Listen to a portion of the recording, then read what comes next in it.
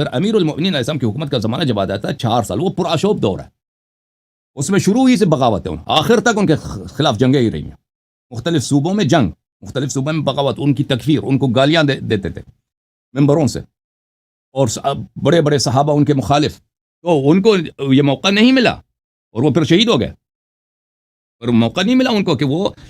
Establish کریں جس طرح وہ چاہتے تھے۔ اگر وہ ان کا ہاتھ کھلا ہوتا، وہ بالکل مسلط ہوتے، ڈومینیٹ کرتے کہ وہ جس طرح چاہتے تھے، اور ان کو لمبا ٹائم مل جاتا نا، 10 سال 20 سال مل جاتا، 30 سال مل جاتا۔ رسول پاک صلی اللہ علیہ وسلم کی شہادت کے وقت ان کی عمر مبارک، امیر المؤمنین علیہ السلام کی عمر مبارک 33 سال تھی، 33 سال۔ اگر خلافت غصب نہ ہوتا، مثلا وہ 40-50 سال مزید زندہ رہتے،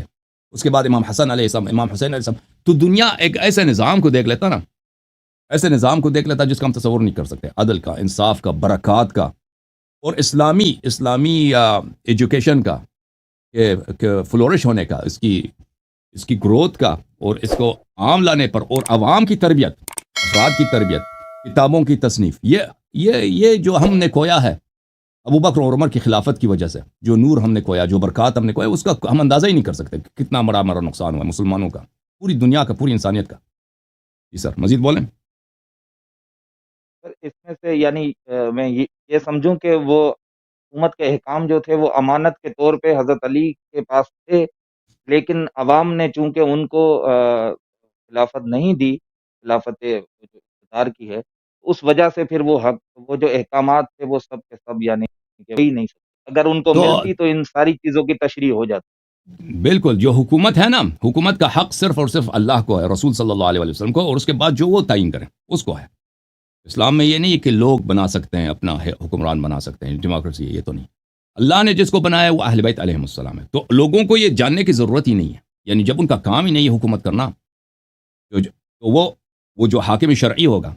وہی اس کے پاس احکام ہونے چاہیے، اور رسول اللہ صلی اللہ علیہ وسلم نے اس کا بندوبست کیا تھا۔ مسلمانوں نے تو پشت پھیر لی نا نبی صلی اللہ علیہ وسلم کے اہل بیت پر، ان کے اوصیاء پر،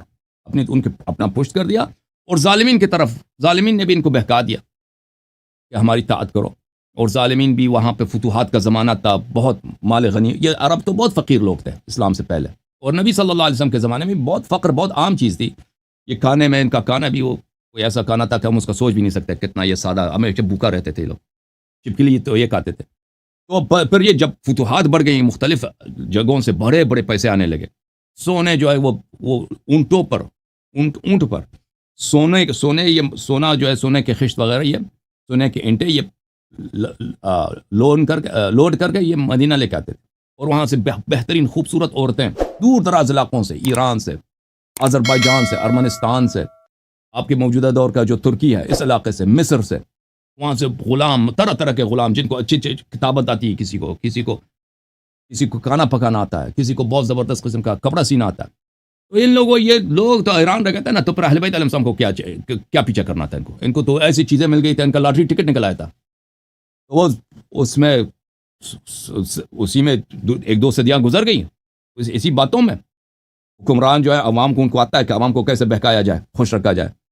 ان کو عطا کرو، کچھ دے دو، لونڈی دے دو وغیرہ، وہاں سے باہر سے لا کے لڑکیاں ان کے لے کے دے دو، پیسے دے دو کچھ، اور لوگوں کو بھی یہی چاہیے تھا، لوگ بھی خوش ہو گئے، تو 1-2 صدیاں اسی میں گزر گئی۔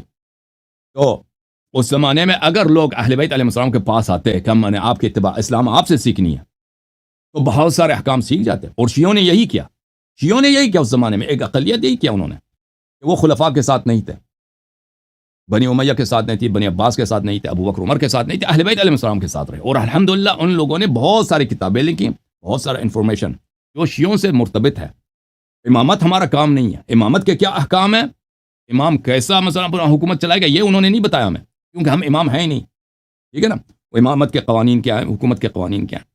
لیکن دوسرے احکام انہوں نے بتا دیا، قرآن کی تفسیر، عقائد حقہ،